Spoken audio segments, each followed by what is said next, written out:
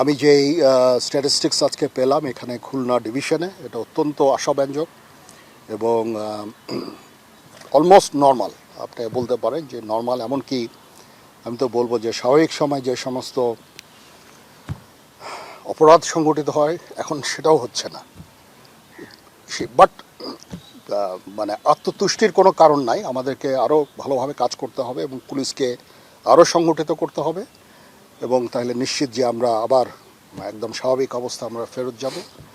সেই দিকেই আমরা কাজ করে যাচ্ছি, আমরা দিনরাত কাজ করে যাচ্ছি। আমার সেনাবাহিনী সমস্ত ডিভিশনগুলো ডিপ্লয় আছে বাংলাদেশের বিভিন্ন জায়গায়, এবং আমরা ইনশাআল্লাহ খুব শীঘ্রই একেবারে পরিস্থিতি স্বাভাবিক হয়ে যাবে, এবং পুলিশ ফোর্স যখন আবার সুন্দরভাবে তাদের কার্যক্রম শুরু করবে তখন আমরা সেনানিবাসে ফেরত যাব। এই হচ্ছে মোটামুটি বিষয়। এবং আমি আজকে সকালেও চিফ অ্যাডভাইজার মহোদয়ের সাথে আমার দেখা হয়েছে। উনি বিভিন্ন আইন শৃঙ্খলা পরিস্থিতি সম্বন্ধে আমার কাছে ব্রিফ নিলেন। বাংলাদেশের অন্যান্য জায়গায়ও খুব আশাব্যঞ্জক।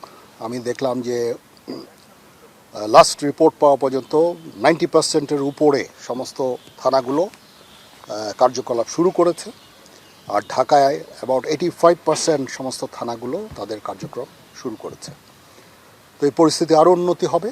এবং মাইনরিটি একটা ইস্যু ছিল, মাইনরিটির ব্যাপারে তো আমার কাছে সমস্ত রিপোর্ট আমি স্টাডি করে দেখলাম যে সারা বাংলাদেশে মাত্র 30টা মাইনরিটি রিলেটেড অপরাধ সংঘটিত হয়েছে 20টা জেলায়।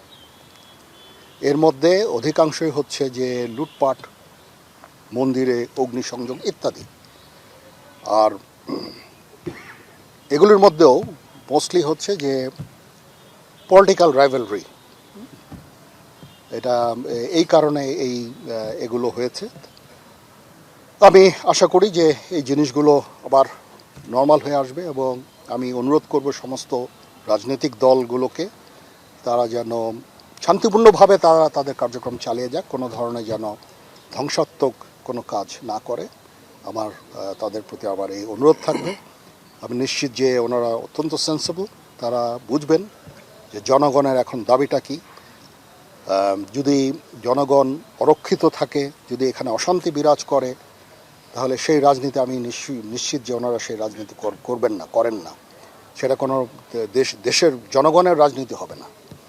তো ওনারা এই জিনিসটা বুঝবেন, এবং আমি নিশ্চিত যে ওনারা যদি আমাদেরকে সাহায্য করেন এবং আপনারা সবাই যদি আমাদের সাহায্য করেন, অবশ্যই আমরা আইনশৃঙ্খলা পরিস্থিতি অত্যন্ত স্বাভাবিক পর্যায়ে আমরা নিয়ে আসতে সক্ষম হব। সে উদ্দেশ্যে আমরা কাজ করে যাচ্ছি। চলেন আমরা একসাথে ওই উদ্দেশ্যে কাজ করি এবং একটা দেশকে সুশৃঙ্খল এবং শান্তির পথে আমরা নিয়ে যাই।